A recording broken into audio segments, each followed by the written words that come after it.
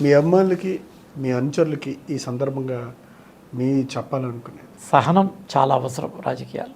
ఓపిక లేనటువంటి వ్యక్తులు రాజకీయాల్లో కొనసాగలేరు.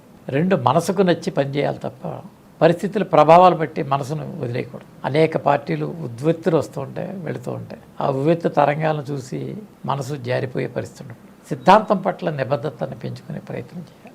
లక్ష్యం అన్నిటికంటే ముఖ్యమైనది ఏంటంటే దేశ హితం కోసం ఆ లక్ష్యం ఉందా లేదనేది 1-2 సార్లు ఆలోచన చేయాలి. కారణం ఏంటంటే కమ్యూనిజం ఒక ఐడియాలజీ, నక్సలిజం ఒక ideology, Maoism ideology, capitalism ideology, Leninism ideology, aristocratic ideology.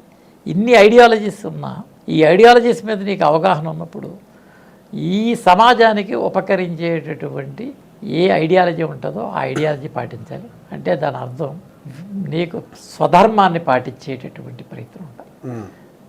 పాటించకూడదని పరధర్మాన్ని పాటించరాదు, స్వధర్మాన్ని పాటించాలి. ఈ వ్యవస్థలో ఉన్నటువంటి ధర్మాలని పాటించేటటువంటి యోచనతో ఈ వ్యవస్థలో ఉత్తమమైనటువంటి ఫలితం ఇవ్వడంతో పాటు ఈ సమాజంలో ఫ్రీ, ఫెయిర్, ట్రాన్స్పరెంట్ సిస్టమ్ ఉండాలి. స్వేచ్ఛగా, సుఖాన అందరూ సుఖంగా హాయిగా ఉండేటటువంటి ఒక ఉత్తమ సమాజం, ఒక ఉన్నత విలువలతో ఒక ఆదర్శవంతమైనటువంటి దేశం ఉండి ప్రపంచ దేశాలకి భారతదేశం గురుస్థానాన్ని సంపాదించాలనేటటువంటి యోచనతో మనం పనిచేయాలంటే నా యొక్క యోచన, నేను ఇచ్చేటటువంటి సూచన అంటారు.